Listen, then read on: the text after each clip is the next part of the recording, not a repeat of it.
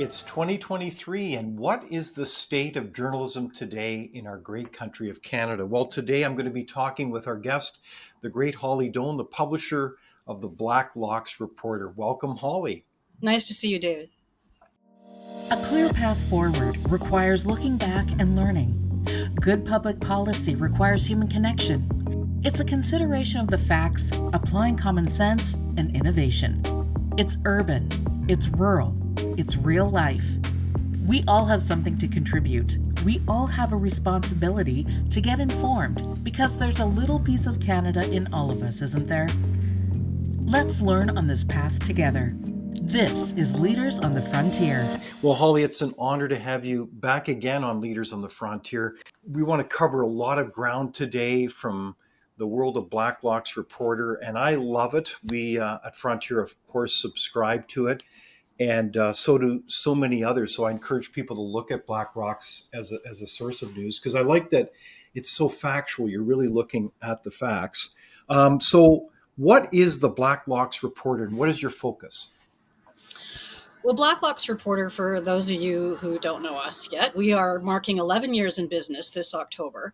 We are small, independent, unsubsidized media outlet based in Ottawa. So no government money, Holly. No, we don't accept media subsidies. We are opposed to Bill C-18, which we can talk later to you. Mm-hmm. We do not take any secret deals from the big tech platforms. We are not funded by charity or political donations or any benevolent benefactor. We are 100% subscription based with subscribers and licenses, subscriptions starting at $314 and up from there. And we specialize in high volume, 5 stories a day on federal affairs, no press releases, no question period, 5 stories a day. And it is aggressive coverage. It is unique.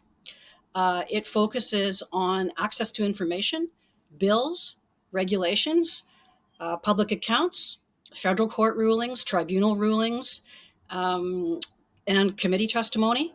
And I like to joke that there's 2 words you'll never hear at Blacklocks, and that is sources say. Okay. That'll kill you. That'll kill you in this environment. We are 100% document driven, the government's documents. All right. So what a brilliant way to pursue factual accountability journalism. That's what we do. We do government accountability journalism. The funny thing that I've learned about that since being in this business is that government accountability journalism means that your friends change. It means that when one government is, we have the distinction of being blacklisted by 2 successive prime ministers' offices. And your content will be perceived as partisan depending on the partisan person who is throwing the mud at you. So, we try to stay friends or frenemies. We try to stay frenemies with everybody, because we know that all political parties' fortunes change, and therefore our reality will change too, because we'll be holding a different government to account. Exactly. So you're very factual oriented and nonpartisan, which really makes a lot of sense.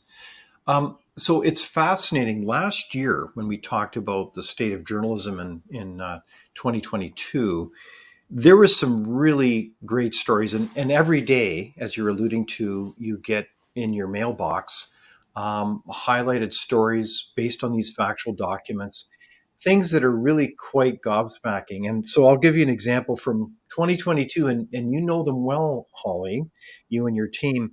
You revealed the story that the federal government, because your focus is the federal government, that they were looking seriously at a home equity tax, no less, and so that went pretty viral. And then there was the whole revelation that they were looking at taxes on trucks of all things, and that went big time. So there's all these stories week after week that Blacklocks kind of leads the way at revealing what's underneath the rocks. And so my question to you is, when you look at some of the highlighted stories from this past year, what are some of the key ones that come to your mind?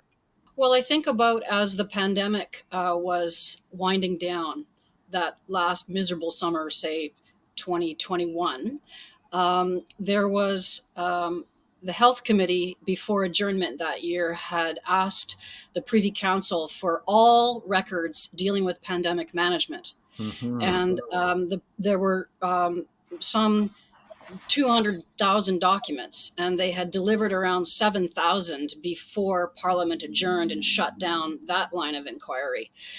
The opposition has since called for pandemic investigation, pandemic inquiry. We haven't even been able to get past 7,000 documents, but the materials that we found in those 7,000 were pretty good. You know, the details on providing $350 million to a Montreal company to build or to make masks when they didn't even have a factory. Oh, yes. The ventilator contract that went to an ex-Liberal MP's company, Hmm. though the ventilators had not been approved by Health Canada.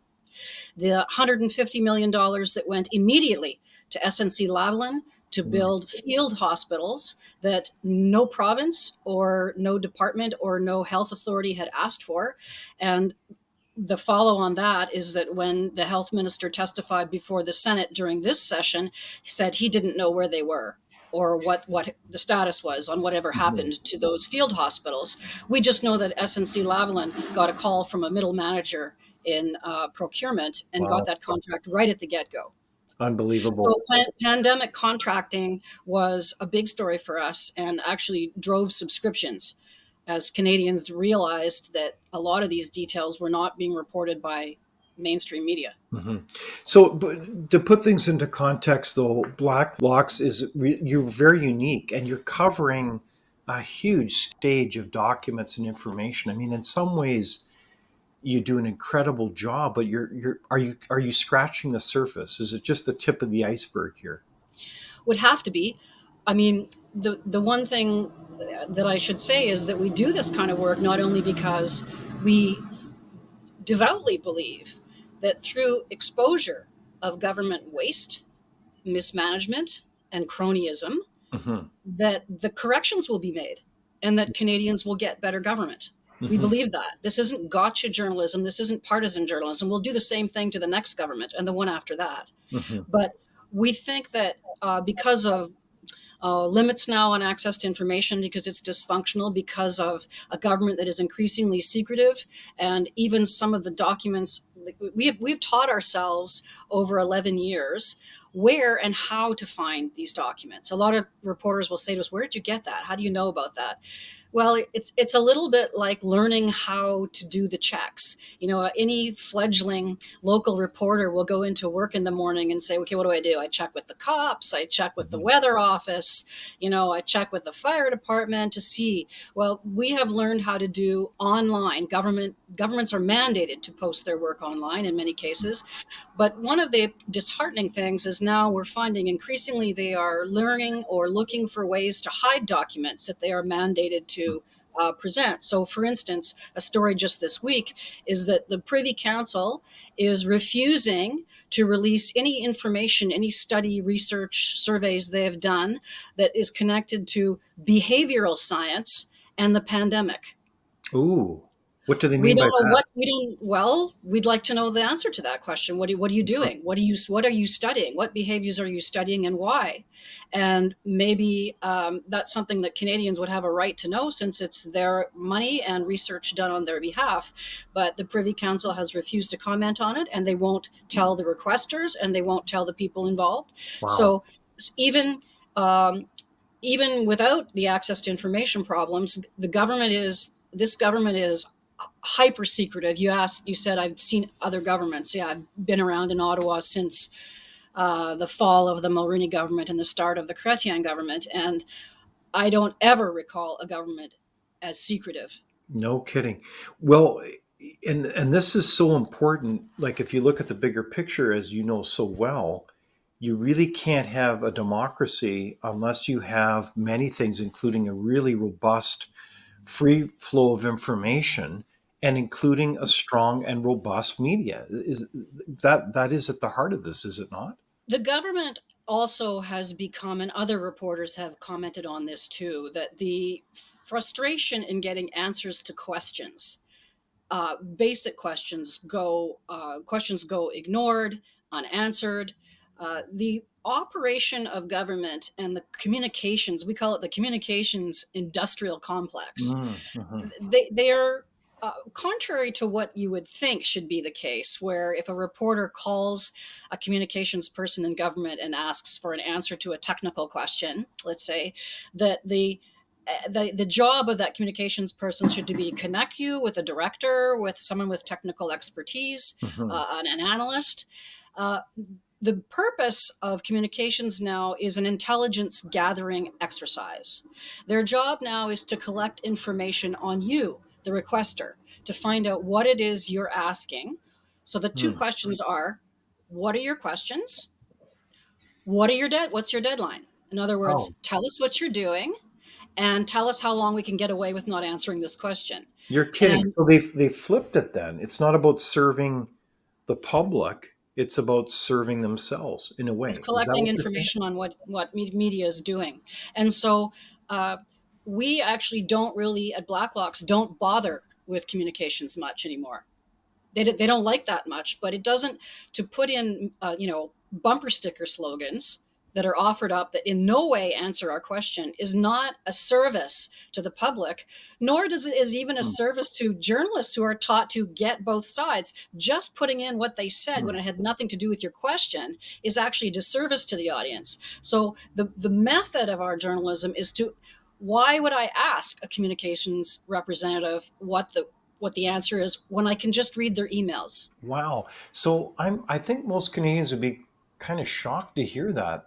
Like, because we're used to the kind of this innocent image of, the tussle of a newsroom where, representatives from the government are being asked tough questions by the media, and there's a sharing of information, but eventually, they're able to get to the truth and bottom of a story. But gosh, how do you get to the bottom of a story You if know, yeah, in the old days, like in the 90s, when I first came to Ottawa, it was not unusual to get a assistant deputy minister on the phone, even to explain something.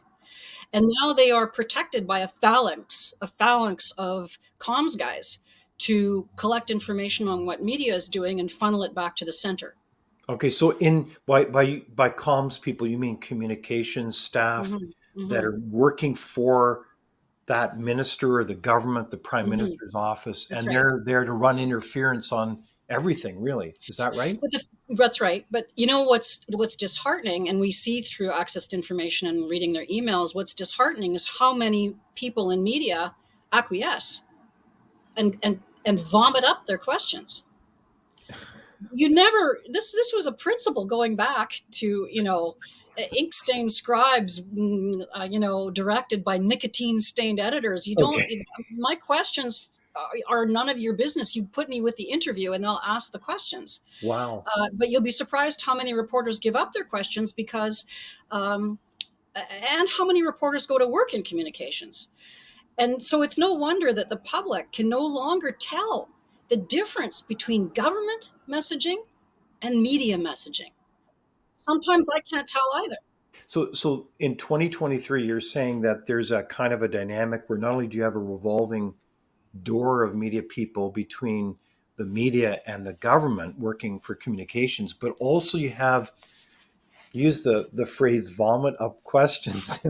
What do you mean by that in the context that they're not holding their own questions but just kind of following the cue of what the government wants them to In ask? other words, the communications person is not going to help you if you don't tell me what your questions are. And so once I know your questions, I can write up the government messaging answers, and then you will take them, and that's what you will put into your story. Wow. And then you'll have both sides. So who is serving whom here? It's messaging. It's just government messaging that's worming its way into news copy because reporters themselves are either green or tired Wow. or overburdened as newsrooms hollow out. Well, that is such a shame to hear that in 2023 because we do need strong media. We need strong journalists, and it sounds like they're being blocked or they're going along with it. Well, so that's why you find another way to do business, and that's Blacklocks. Okay. Wow. What a revelation again. So, speaking of journalism, what would you say? I mean, you've worked at senior levels as a journalist at all the key networks from CBC, CTV, among others, and so many domestic and international posts.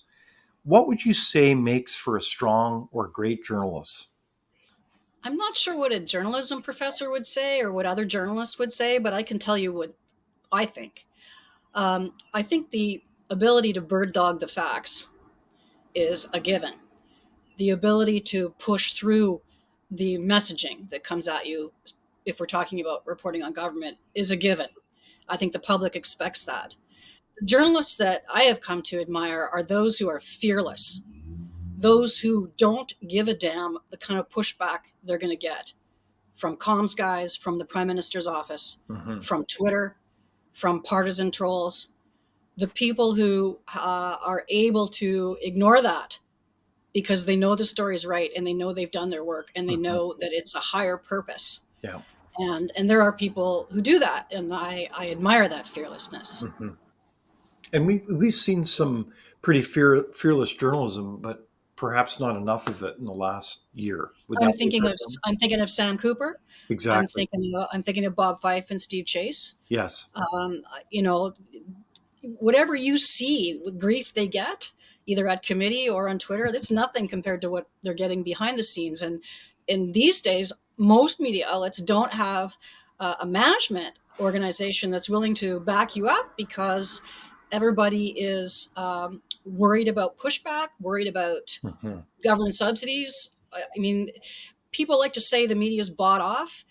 It's not an exact transaction. Hmm. Sometimes there's a meeting of the minds if you know what's good for you and you Hmm. want to stay in business. Yeah. Well, it's interesting you mentioned those three outstanding journalists. It was is quite a revelation to see them in action, working at some very important stories and with courage, I would say. And I think that really, frankly, increased their credibility in the eyes of a lot of the public I've heard from. So I thought that was very impressive. So well, I think that's really good that you cite them. Um, but another part of the world of journalism is the so-called rise of activist journalism, and we've seen this past year, I would say, almost like a hyper rise of all kinds of activist causes, from the trans issue to climate alarmism, to perceived racial injustice. I mean, the list goes on and on. It's incredible. Has that kind of undermined the media? Like, what's your advice on how to kind of see those kinds of issues as we see the rise of activism journalism? I think activism journalism has taken hold in the absence of real journalism. When real journalism leaves the field, all sorts of other things will creep in there. Mm. What do I mean by that? We've talked about this before. Once upon a time, journalists graduated from college or university and they went to some little job in Truro or Red Deer and they covered school board and they covered highway wrecks. And then maybe they graduated to City Hall in Saskatoon or Cornwall. And then after that, maybe if they get picked up somewhere, they'd get a shot at a provincial legislature. And so this was my course. So by the time, I'll just use myself for an example, by the time I came to Ottawa, I already had 11 years covering all those things. Wow. And journalism is an apprenticeship system. You can't learn everything you need to know from university. You have to learn on your feet in the field. So Mhm. it's not uncommon now for journalists to graduate Carleton or Ryerson or the University of Regina. And so what happens then is then when those reporters with little life experience, little background experience as journalists, they're asked to cover something, let's say a farm subsidy bill or a business subsidy bill. They don't know anything about those subjects. They might never, if they're from urban Ontario, they might never have met a farmer. Mhm. They might not know any small business people. And so they have gaps in their knowledge and they don't know how to frame a story with facts. And Yeah. so this is where the activism can sneak in that they in their overzealousness to make a better Canada and change the world. And by the way, I never thought it was my job to make a better Canada. Hmm. Not at all. That's Right. not my job. They will replace in their stories the places where facts used to go or should go Mhm. because they don't know how to find those facts. They don't have the experience. They will replace those gaps with adjectives or concepts that describe the way they believe the story Mhm. could be or should be from their perspective. So sometimes they are committing acts of activist journalism and don't even know they're doing it. Now, once upon a time, you would have some editor like a Lou Grant type character that would tell you, "Where'd you get that? Where'd you get that, Holly?" Or "That lead is awful." Or "We covered that story 6 months ago. You don't Mhm. have anything here."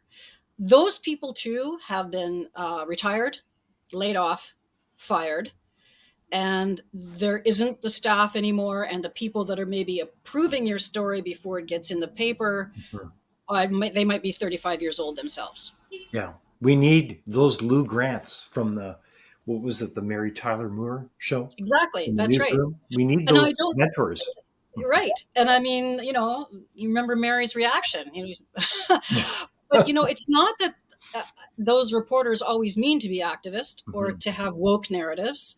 And I think when you look at a story, if you look for facts and understand the absence of them, then you'll understand that it really was just somebody who didn't know what they're doing, as opposed to Mhm. somebody who wants to change the world. Now, I'm not saying that those don't exist, but usually they will migrate to specific kinds of independent media, Mhm. let's say, that are climate based or environmental or social issues or right wing partisan, Mhm. um, are civil libertarian in their view. I think we all know who that array of left and right wing organizations Mhm. are. But the fact that some journalists end up in jobs where they are not yet prepared to find facts and deliver facts is not really their fault. It's the fault of a failed industry. Exactly. Yeah. So it's pretty humbling. And in all fairness to journalists, there's a lot of variables at play. And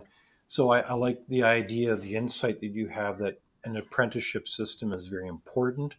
And it takes a great deal of skill and experience to be a great journalist. Um, so I did want to shift then a little bit to the whole area then of government funding. We've seen that unfold. I think we chuckled last time about how the government funding system was not only extensive, some 2,000 outlets. It's kind of amazing, but it was all going to be temporary, Holly. Do you remember that discussion? And it was about defending democracy when, in fact, it seems like they've doubled down on funding to try to look at how they can increase it.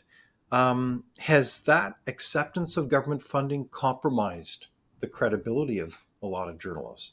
I think that the subsidies, and you're right, the former chairman of News Media Canada testified in May of 2019 at Finance Committee. I was there. That this isn't a quote bailout. He said this isn't going to save media. We quote have to save ourselves.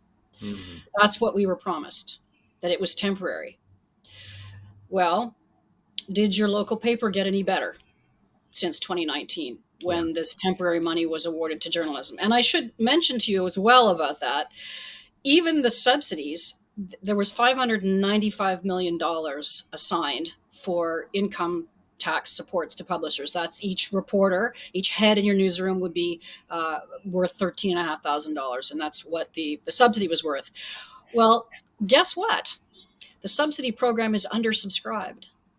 What does that mean?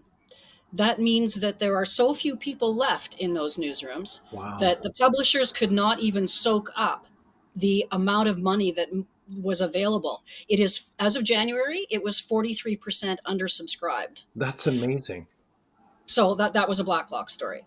That's an example of information. I'm not going to use um, my platform to preach Hmm. about subsidies. I'm just going to tell you what happened, and I'm Yeah. going to tell you with the government's figures. The assistant associate deputy minister of heritage testified before committee in April that quote journalism remains in decline. It was an acknowledgement that the subsidies didn't work. So what do we think? What difference has it made? None. But the problem The difference that it does make is that once you are a recipient of welfare, it is addictive. The businesses needed to retool. They needed Mhm. dramatic. They needed to be torn down and built back up. And all the Innovate. sudden, it was delay the pain, which we now are seeing cascading through the media industry. That is 1,300 layoffs at Bell Media, the company I used to work for Wow. last month. And now we see Post Media with the Wolves at the door and the Toronto Star, the same. And they have announced a merger that surely everybody can see is designed to suck the marrow out of those companies. Nobody thinks that's about making better journalism. Wow. So this is a very tough time, and that so-called vision of funding really hasn't panned out and worked the way people envision it would. It's not really moved the ball forward when it comes to a very important industry, has it? Yeah, it's not an industry that can be subsidized because there's not enough money for the amount of money the amount of change and retooling that has to be done. There's not enough money to save the business model as it exists, which is what they're trying to do. They're trying to prop up those dead trees. Yeah. and and what it has done, unfortunately, and we were very concerned about this, which is why we didn't take the subsidies, even though other smaller outlets did. And we are keeping track of those, and will remind people moving forward who took the subsidies. Um, they they poisoned Canadians against us. What do you mean They by that, they they, Paul? they further eroded trust. Yeah. We are all bought off, and it doesn't matter whether you're taking the subsidies or not. They think we're all Mhm. bought off. And so, as Mr. Rodriguez, the heritage minister, suggested earlier this week, that they will still provide resources, even if no agreement is reached with the tech giants. Quote, "We will provide resources to support Canadian media." Most of us took that to understand the word resources means subsidies, Wow. because the income supports to publishers, the media bailout, runs out exactly 1 year from now in 2024, June of 2024. And that remark, unless he was shooting from the hip because he didn't know what else to say, suggests the government is preparing to renew the subsidies if all else fails. Wow, that's incredible. I did want to ask you a question related to funding because I think it's a profound discussion about credibility with the audience, no less. Because if you don't have that credibility, what are you really doing? What is your future? That's a huge problem. But in the case of funding, do recipients of the program have to sign an agreement that they have to cover news stories in a particular way? Their coverage as it exists now is assessed by a quote independent panel of our peers or our betters. Most of them are academics or former journalists. And then, if that panel judges the journalism outlet to be real journalists, doing real original content, doing fact checking, policies of corrections, etc., Mhm. then they are recommended for funding to the Canada Revenue Agency, and then it goes from there.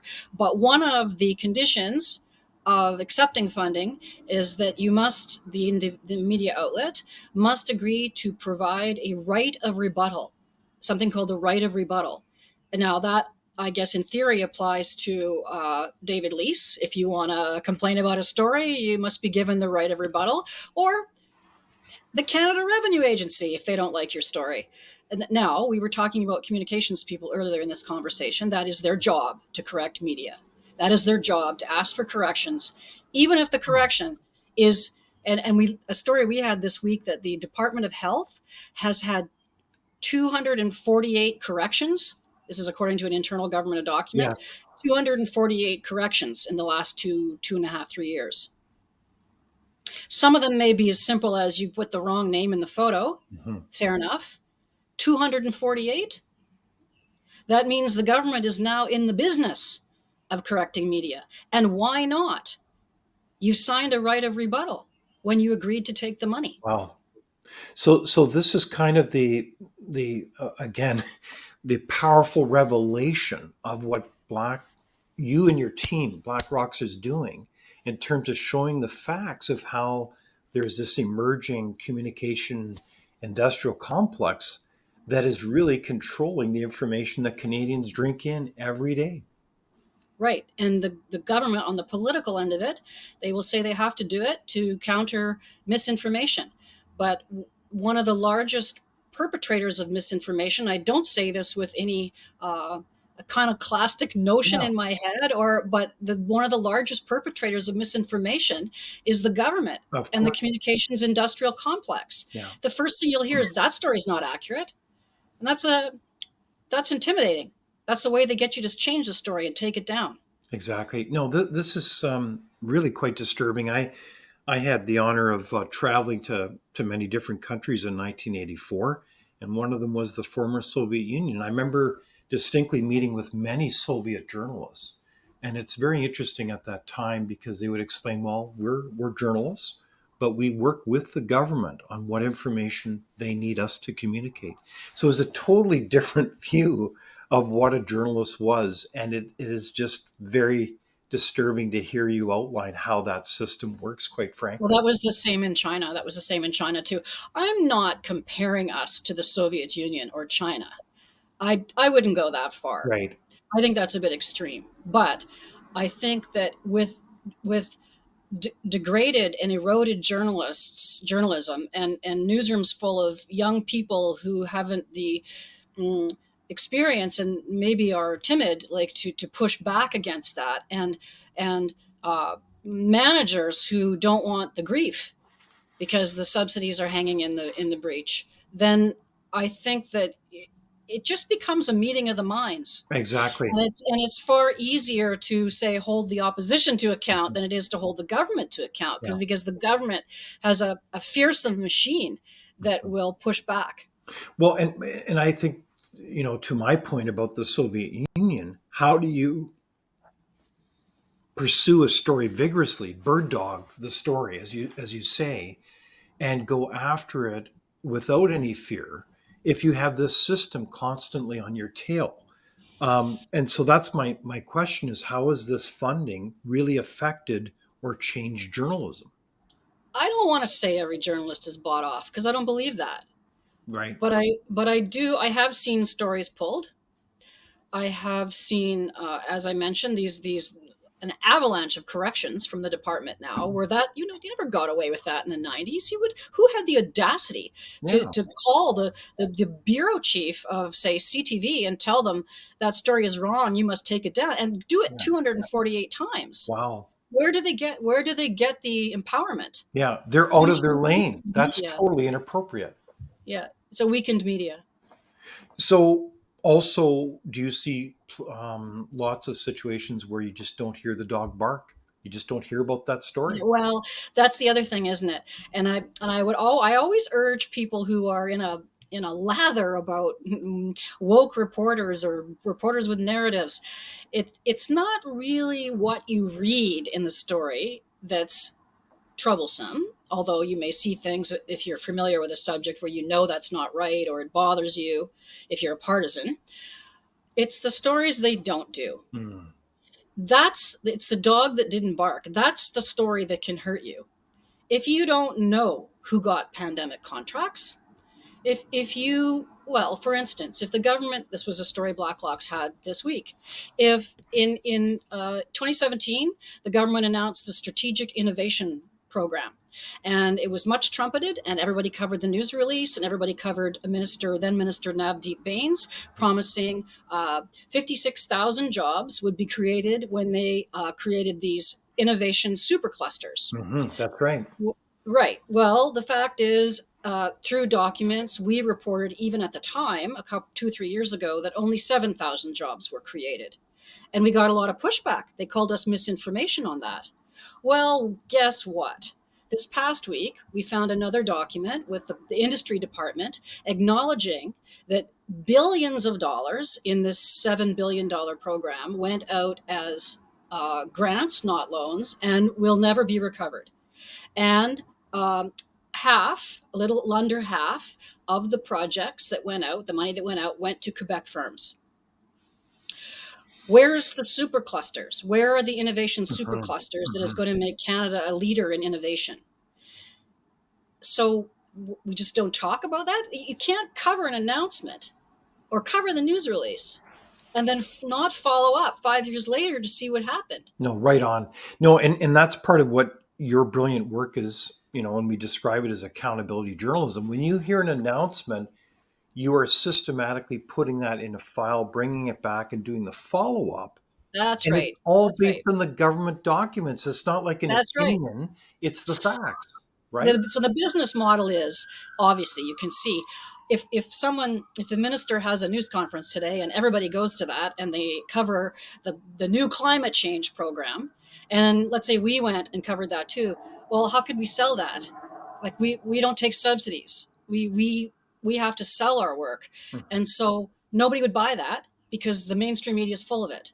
They're flying reporters to Vancouver to cover the climate change Yeah, right. announcement. Yeah, Canadian Press it's an advancer. Wow, what a scoop! They get an yeah, advancer the day before on the right. climate action Yeah. project. When they should So be digging into the files. but it's too soon. So, what you would have to do is read Blacklocks 18 Mhm. months from now as we Right. start to uh, go through the government audits. The government audits of department programs are audited. That was mandated by the Mhm. Harper government. Those have to be audited, and then they have to be posted somewhere. And Exactly. so that's when you write about it to find out if maybe it was effective. Maybe the Mhm. innovation program was effective. We didn't think it was going to be from what we were seeing with as our reporting progressed. But it's the follow up that matters, not as much as the announcement. The announcement is propaganda. The announcement is messaging. The announcement is communications Mm. deliverables. It it's the results that matter. All right. So that's a terrific challenge to every citizen then to be very discerning. And I'm not saying we don't commend the government or governments when they do a great job, but too often they're setting their own bar, their own goals, their own measurements, and then Which move? The yeah, goalposts and they're move. all flexible, they're all dynamic and changing. It's all Mhm. absurd, isn't it? Um, Listen, governments, we we don't. Why should we celebrate governments every step of the way when programs work? Right. That's their job. Hmm. They campaign, they promise something, they deliver it, it Hmm. works. That's what they're supposed to do. Hmm. In accountability journalism, it's turned upside down a little bit in that we look for problems. Look at David, we sell bad news. And if people don't like that, Yeah. then they don't have to pay for it. But what I'm telling you is that the bad news is the dog that didn't bark. The Mm. bad news is what can hurt you. That's your money. That's our job to Exactly. report on what government does. Government Well, accountability. There's no such thing as opposition accountability. That would be absurd. yeah. So bravo on you for providing that incredible service. So I did want to shift a little bit to something that's related here, the so-called Bill 18 regarding, taking the this huge, massive internet. That if we look at the social media providers like Facebook, the whole idea was to take revenues from them and shift it over to the media, the so-called content providers or producers. So what's your take on Bill C-18 and how that's all shaken out? It's been really quite a week. It's my view that the government has understood that the media subsidies have been really unpopular and they're a dog anyway, and they're never going to save the media. And so they wanted to shift responsibility away from this and get the tech giants to pay for allegedly what they are stealing from content. Hmm. That's the messaging. That's not actually, in fact, how it works. Most media outlets at the onset of the internet and with the rise of the social media giants have offered their content for free Hmm. in the hopes that somehow they will get multiple visits, multiple viewers, multiple hits back on their sites, and that they'll somehow be able to monetize that. And when they found they couldn't monetize it after a generation of giving it away for free, they now accuse the tech giants of stealing it. So C18 was meant to ask the tech giants to pay a portion every time you link to a news story that you see on Google or Facebook. So Bill C18 passed on the 16th of June after very long and detailed committee hearings, and immediately Meta, Facebook, has said we're out. Meta has said, by the way, the Parliamentary Budget Office has said that that deal would be, if executed, would be worth about $329 million a year to all of these media recipients. Now, the misleading part about it is it was supposed to help the publishers. They're the ones that are dying. Mhm. And instead, we learned that the lion's share will go to the CBC, followed by the other The broadcasters. CBC. CBC, followed by the other broadcasters, followed by Post Media. Now, why is that? Because those are the media platforms that are shotgunning their content across the internet for free. So they have the biggest reach. So therefore, they stand to make the most money on links. So ironic, isn't it? Right. And it's been estimated by people familiar with the newspaper industry that the amount then of money that would come to all of the print publishers together would be somewhere between 60 and 80 million dollars. Not That's not enough. enough. That's No. not enough. So in the meantime, if C18 is allowed to become, well, it is law, but if it proceeds, then the secret deals, and there are 18 of them, secret deals worked out between the tech giants and media organizations, including the Globe and the Toronto Star, those deals are dead.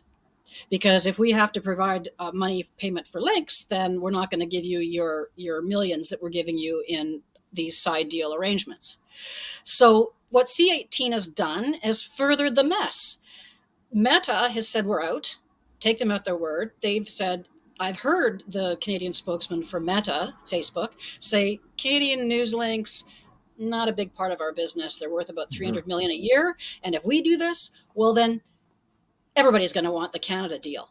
Great Britain's going to want the Canada deal, and Germany's going to want the Canada deal. And we're not in the news business. That's really not Facebook. So we're out. Mhm. Google, I'm told, is still thinking about it. Google, this is, and this is just my interpretation of what's going on. Who knows, is maybe willing to kick in some money into some kind of program with a cap that would provide a little bit more money to all of them, but it still wouldn't be enough to save them. And if it was, how do you explain this sudden and dramatic announcement this week that the Toronto Star is merging with its arch enemy, the Post Media Yeah, newspaper chain? exactly.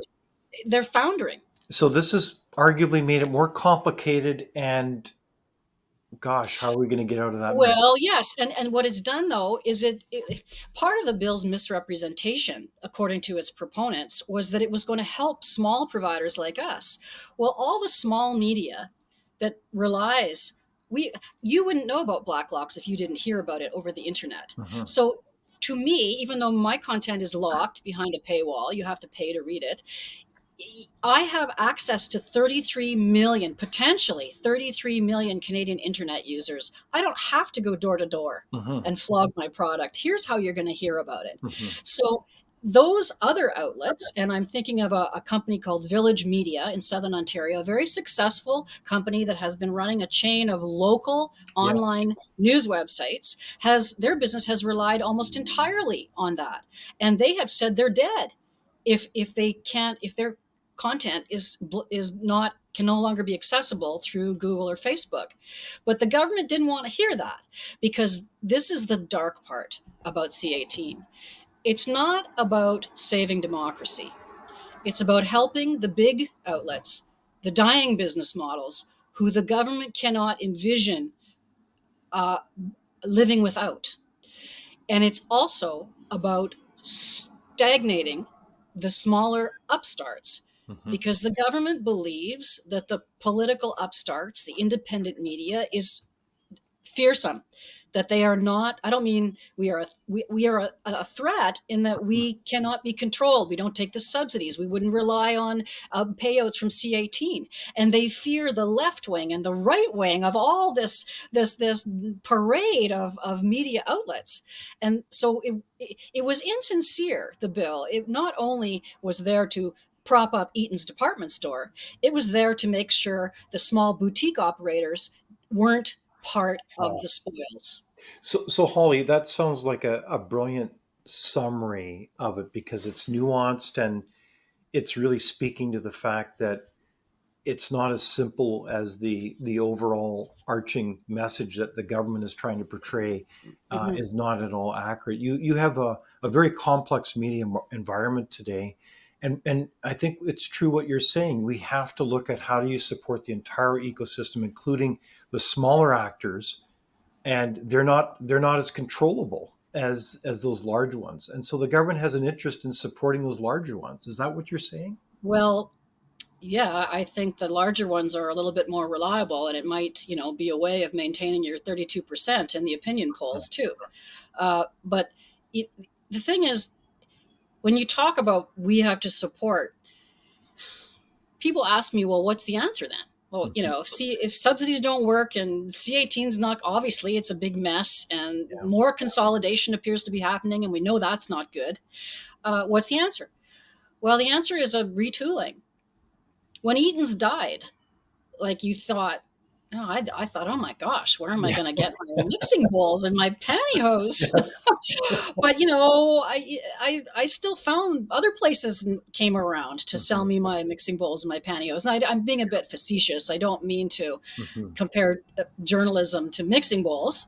Mhm. One is a little bit more important, but the concept is the same. So if Right. you get small, listen, Canada 100 years ago had many more times the number of media outlets than we have Yeah. now. Most That's people right. don't realize that Winnipeg at the turn of the century had like 91 little local outlets. Amazing. There were little outlets you've never heard of. In Toronto, there was one called the Bloor. Uh, the Bloor, I can't even remember the name of it. It served the Bloor Danforth corridor, and it Oh, was yes. local news. Some of them even pooled their news out of Ottawa and shared it all, and then just provided their local news on top of that. So small media outlets to survive will serve their local customers, their niche. If you have it, Mhm. if it's not local, it's maybe niche. Blacklocks could be said to be a niche. So, but not as long as the big trees are there occupying the space. So what has to happen is that the big outlets have to get smaller. What does that mean? How do they? Mhm. Somebody smarter than me told me that, look, I think that the little outlets can get big. I don't think big outlets know how to get small. So if you're a big daily paper, what you have to do is pare down what you do, stop trucking newsprint, stop covering sports. Let's say you're going to be a municipal paper. Well, why not be the best municipal paper you can be? And you cover City Hall like they do. And that's what you Exactly. do. And Wow. then you leave somebody else to cover Ottawa, Mhm.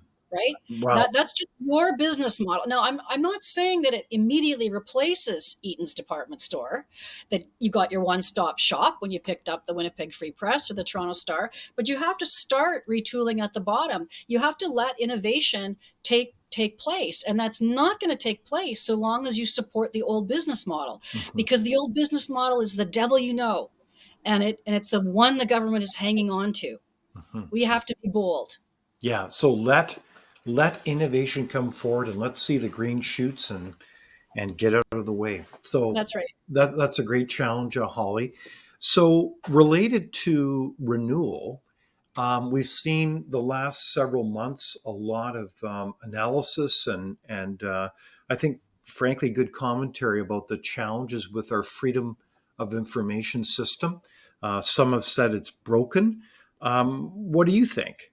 Is it serving the public, or is it all just a big shield for the powerful? Well, it's not even some who've said it's broken. The information commissioner has said multiple Indeed, times in yes. testimony at committee that it's broken. She said, in fact, the last time, a month or so ago when she testified, she said that it is so hobbled. I don't remember her exact quote, but she said, effectively, it doesn't even exist anymore.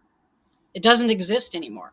Wow. Um, the Globe and Mail with Tom Cardoso and Robin Doolittle have done an excellent project where they've been digging into the access to information problem and getting people to send examples and talking about the problems. And I commend them for that. Uh, Access to information, when it started, was innovative in the world. When Pierre Trudeau introduced it, it was among the first. We were among the first countries to do it. Over time, it has been so eroded that it is now not not only one of the worst in the world, it has become, instead of a way for citizens to access information, it has become a shield for public servants to avoid releasing information. Why is that? Mhm. Well, it's because the reward and punishment system is backwards. So there is no punishment in the act. There is no penalty in the act for not releasing information. But if you release information that embarrasses your minister, or embarrasses your director, or embarrasses your prime minister, the prime minister, then there might be punishment for that. So what has to happen is you have to reverse that. So there has to be either administrative monetary penalty, or job dismissal, or jail time.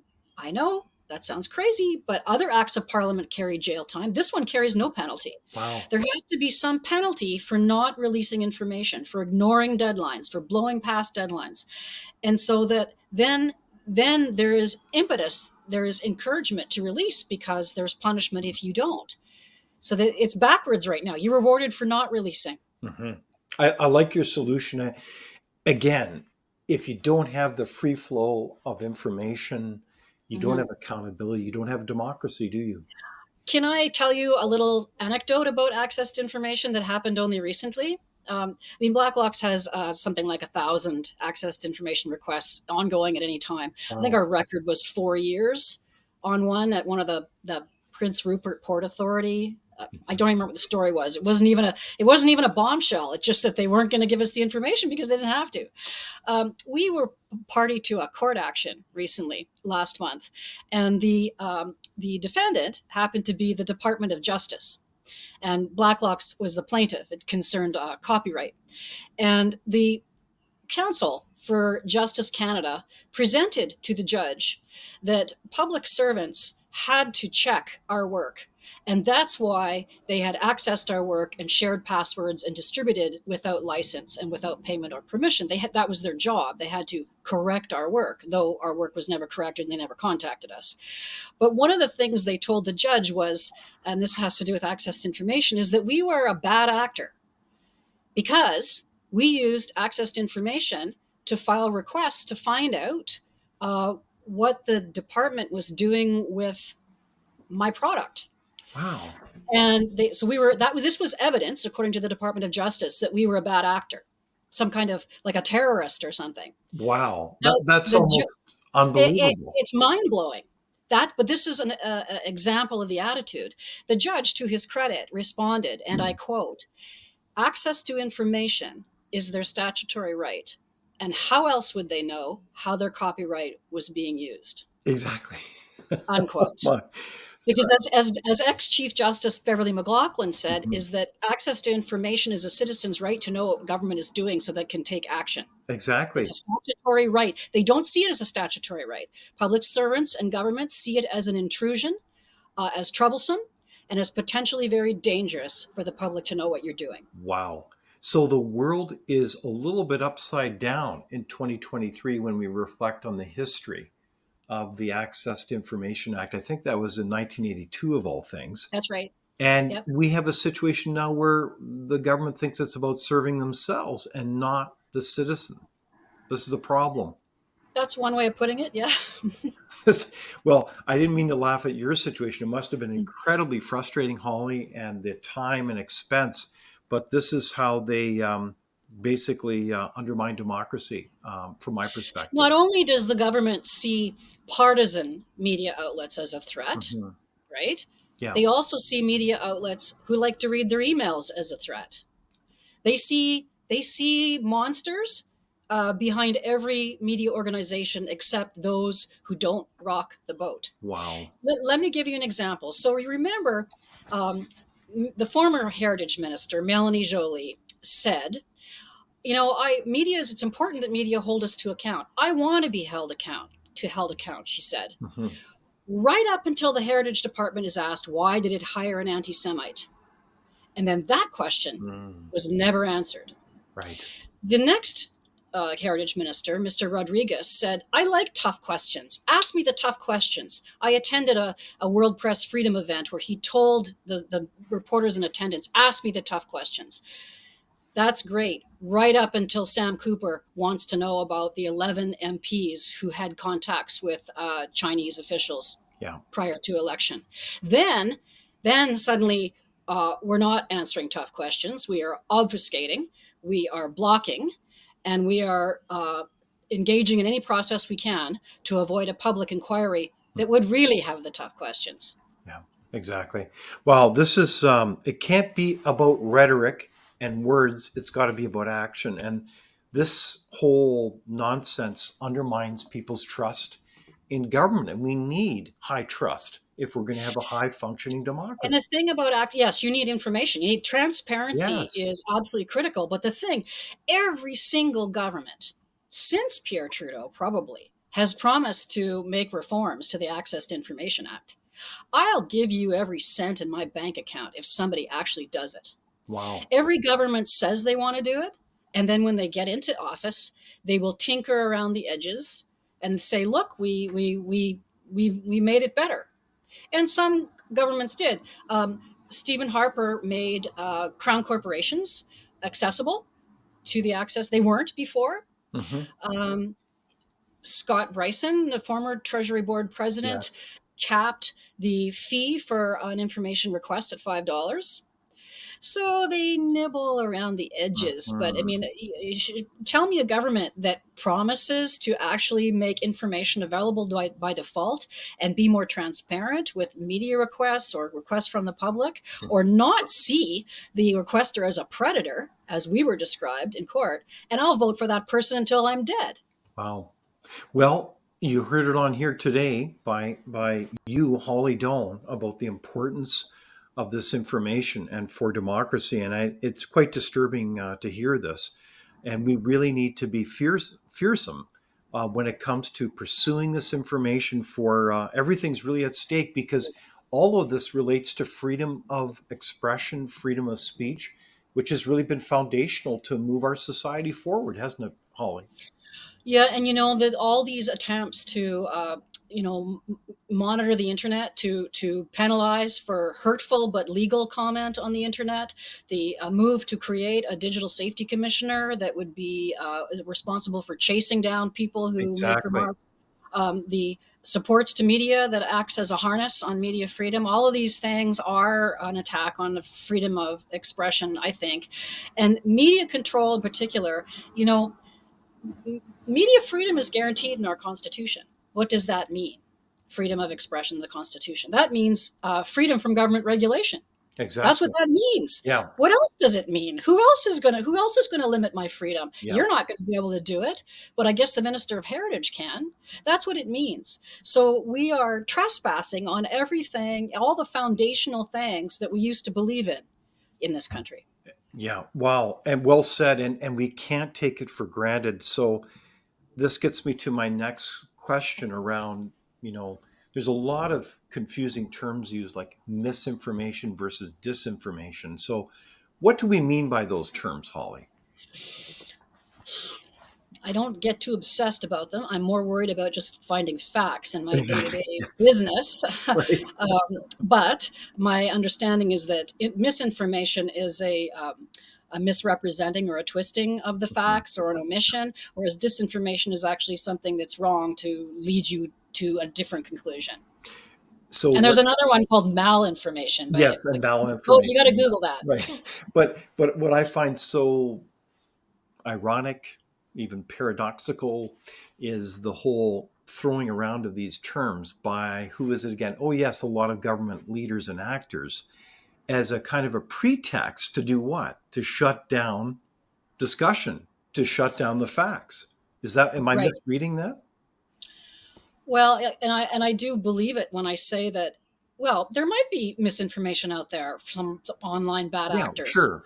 I Sure. see those, and I just block them and don't Mhm. follow them. Now, maybe if some people can't parse through that, that's a problem. But one way to replace misinformation is replace it with information. Right. When the people who are supposed to be providing information leave the field, when they leave the arena, then all these bad actors will step in there. So with the failure of journalism to be providers of real information, and I don't mean press releases or today's theater and question period, but to provide real information, as we were talking about earlier, about the outcome of government programs, not merely the announcements, then the perpetrators of misinformation will find their way into our narrative. And Exactly. that's the problem. Yeah, and also we need to encourage each other, to commend each other in a respectful way, to dare to have the confidence to have a real debate. Healthy debates and discussions are good, are they not, Holly? Well, sure. And when reporters actually find some information and report it, who the hell is a government MP, some MP from Whitby, to call that reporter up before committee and bully him for his Exactly. story? Yeah. Who is the authority Wow. from the MP from Whitby on Chinese interference? To You can't have it both No, ways. this is You can't utterly pay wrong. media and Yeah, shame on that MP. So the Twitter files, we've learned a lot about misinformation, and the Twitter files, for those of you who don't know about that, was really quite a revelation as Elon Musk purchased a crime scene, not a social media company as we originally thought it was. But we found out a lot of things, and we see the receipts. It's really quite shocking, and it was interesting how he engaged. It's interesting. Elon Musk engaged a whole, an incredible team of journalists to examine this and articulate for themselves with integrity about what was going on. So we found out a lot of things, including how 18 US government agencies were systematically censoring, blocking, changing, canceling all kinds of information on every key narrative on the internet, from COVID-19 to a myriad of other things, just like narrow political agenda. It was really quite disgusting.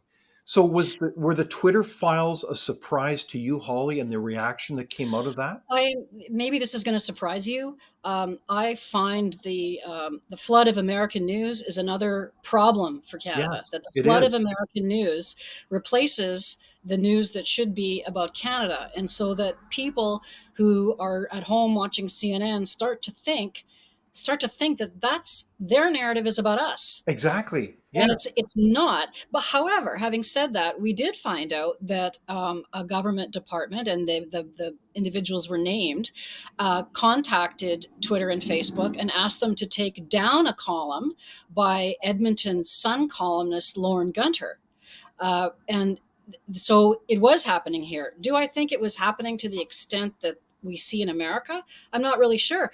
But then maybe it's the dog that didn't bark. I think Matt Taibbi, the reporter who broke that, said there was some evidence of Mhm. Canadian departments involved. Yes. But I never heard many stories other than that one. Did you?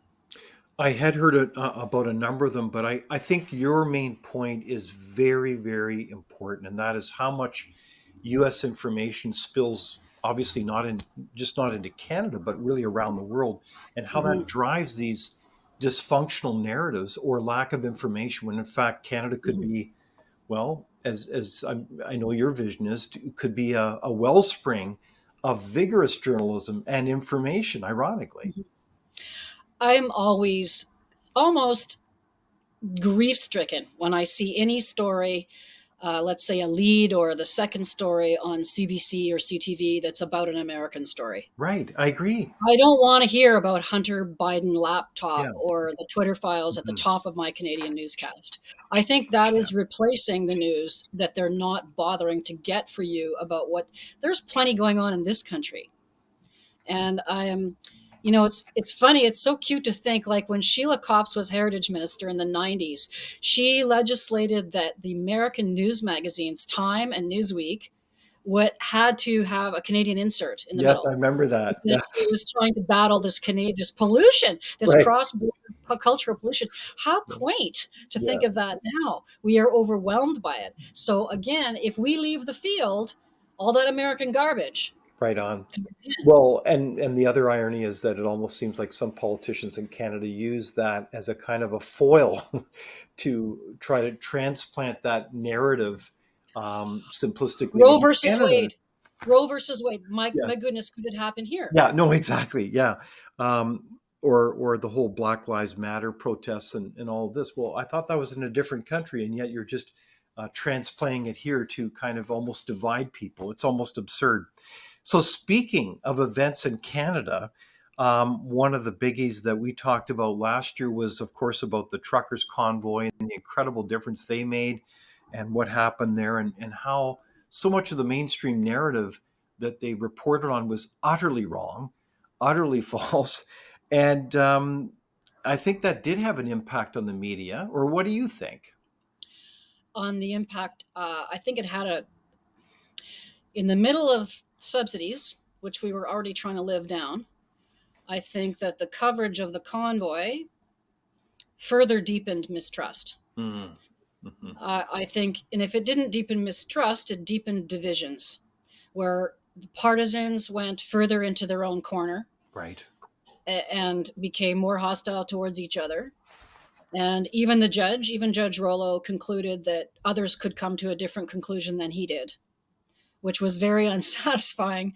And those things are still working their way through the court. But I do think that the truckers' convoy, and I do think it had really far-reaching effects that are going to echo forward in a way that we might not even still appreciate.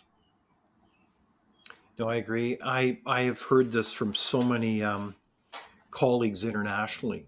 Um, Many of them are the leading health scientists in the world, like Dr. Martin Kulldorff from Harvard and others who said the truckers' convoy in Canada made a huge impact in terms of waking people up to realize that perhaps the narrative that they had been given was not really based on the science, ironically. So that was really quite a revelation. I'm not comfortable with these kind of conversations. Let me just tell you how Blacklocks covered the convoy. We felt that, and our office is right on Wellington. It was going on right outside the door. Our editor waded through the convoy every single night to walk Yes. home. But we didn't cover it per se because we're not the trucker accountability website. Mhm. We're the government accountability website. And so our question was always to ask, what did the government do? What did the government do and why?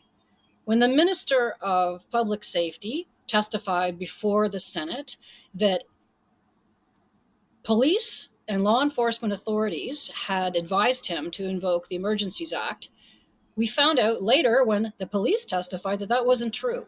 So that would be that committee testimony and any documents that we managed to get. That was the very careful way that we covered the trucker convoy. Mhm. Very, very careful not to take any sides because you don't really know. You don't really know. I mean, it did turn out, yeah, no, there was no arson fire. There were no guns in trucks. And again, all those things were wrong. So this is why experienced reporters, adults in the room, are necessary in our industry to be very careful Well about done. information Yeah. and not replace facts, like we were talking about earlier in this interview, not replace facts with narratives. Well done. And that's a lot of that happened there. Yeah. No, I think that's well said. So I did want to shift a little bit to your observations then about the current federal government. I was fascinated to read the former finance minister, Bill Morneau's book, Where to From Here. It's a kind of a reflection on his time in government, but also a so-called roadmap for prosperity for Canada. And there's a lot of good insights in the book. One of which was that he reflects on a bit of his frustration. I don't want to try to speak for him, but what I read is a frustration with the federal government in the sense that there's too many times when they did not run on policy, but rather on communications. And the example I want to give is the CERB benefit, the benefit that was given to Canadians because of the incredible policy of pursuing a lockdown of all things, never heard before. of locking down Canadians, they were going to offer a financial compensation. And the number was fairly modest. The team that came up with the number was Bill Murnau's team in the Ministry of Finance. And then that figure was given to the Prime Minister's office. And to their chagrin, their surprise, that number went up dramatically to $2,000 a month. Now you can see how that would be very disconcerting, because what happened is they were asked, well, why did you increase it so much? The response from the Prime Minister's office apparently was that the number just appeared to be too low, and from a communications point of view, it needed to be dramatically increased. So that had a huge domino effect. Because everybody would be lining up and saying, well, you gave them individuals this amount of money, why wouldn't you give us something that was kind of similar? So, to the point where Canada, I believe, has the highest per capita GDP debt in the world among the G7. So these have huge ramifications when you move away from kind of sensible, rational policy thinking to the realm of just communications. But does that kind of story surprise you, Holly, as you look Not at at all. the scene in Ottawa? It doesn't Not at surprise. all. And when, there was a lot of money shoveled out the door during pandemic. The vault swung open, and there were very few checks and balances. CERB was the least of our troubles. They were handing out pandemic contracts left, right, and center. But one of the things, and we've talked about this before, that the Health Committee did in a year ago before Parliament adjourned, they had asked for all documents concerning pandemic management. That would capture ones like you're talking about, I guess. All documents concerning pandemic management. And the Privy Council had given them out in dribs and drabs, and some 7,000 of them had been released before Parliament was prorogued, and that was it. And nobody ever got them. Well, in those 7,000, that was a lot, and they would dump them every Friday night. In those 7,000 documents, that we would spend the weekend looking at. Thanks very much. There was endless examples of communications staff in the Prime Minister's office running the pandemic, Yeah. telling the department what to do. So let me give you, I didn't see those CERB documents that Mr. Morneau is referencing, but we did see, let me give you a small example. The government of Korea, because we didn't have masks, because we threw out all the masks and closed the warehouses, the government of Korea gave Canada a shipment of masks because we were in trouble, and as a thank you for our help. Yeah, for our assistance. What a great story. Thanks to our veterans. Yeah, great. A nice story, right? Well, the emails from the communications staff within the Prime Minister's office said, no, we're not going to tell anybody about that story. We're not playing that up. Well, Wow. it's an insult to Korea and to veterans. But the reason is because they didn't want people to know that there was such a drastic, they didn't want to highlight that there was such a drastic shortage of PPE, that we didn't have our own masks, that we're taking charity. They didn't want other documents. They didn't want people to know that, like, nurses were putting on garbage bags because they didn't have proper gowns, or they were reusing masks, because that wasn't a good news story. One of the people actually said, we need a good news story here. Wow. To lift people's spirits. And meanwhile, the pandemic is so hard, you see. And meanwhile, the kind Korean government had given this as a gift to help. So maybe that's Canada. Maybe that's a small example, but that they, in some ways, the 20-something comm staff in the Prime Minister's office was having the time of their careers. They were emailing departments, giving them instructions. They were calling up orders. Because all the decisions were based on the deliverables, the communications to Canadians, which was coming from the senior staff in the Prime Minister's office. Wow. So what a powerful story, again, Holly, about the important work that you're doing in terms of accountability and being very fact-based, ironically, based on the government documents themselves. It's really tremendous work that you're doing. So bravo. Thank you. So when I look at the state of journalism in 2023, it sounds like a pretty mixed bag. We know it's so important. And if you look at hope and action that we can take as citizens, what can we do to help move this agenda forward and help strengthen journalism. It's such a critical part of democracy in our country. Any advice? Well, it would be too easy for me to say carefully analyze your media options, both large organizations in mainstream and small media outlets. Mhm. Try to set your partisan views aside, left or right, and have a look at an organization and ask, who are they? Are they journalists? Are they activists? Are they partisans from another life? Mhm. Are they journalists? What is the and subscribe, pay? And I know people say, well, I don't have so much money, and so much of my money is already going in to the Mhm. CBC and to the other mainstream media. But it's not too crazy to say you should write to your MP, particularly if your MP is a liberal. Absolutely. But I also think that I look at some of these constituency associations, liberal and conservative across Canada. They come to their conventions with really good ideas, and the parties debate them and vote on them. Now, those don't necessarily become policy, as we know, but it's time to take access to information more seriously. Why are you leaving it to half a dozen journalists who are overworked and maybe on the edge of being laid off or retired? Like, Canadians have to, if you're an activist in your local constituency association, I think you should participate in that way. Access to information is important. Look into that one. Ask your party and your to make changes, to commit to changes, because transparency is key. I think go a little easy on individual journalists. This is an industry that is in crisis. It is a wholesale depression. If it was any other industry, if it was mining or forestry, like, Mhm. people would be in Ottawa, like with pitchforks, demanding that the government do something about it. And I think that individual reporters can only do so much. So I would say go easy on them in social media, but where you can, subscribe, speak up, offer testimonials, say what you want, tell the government what you want.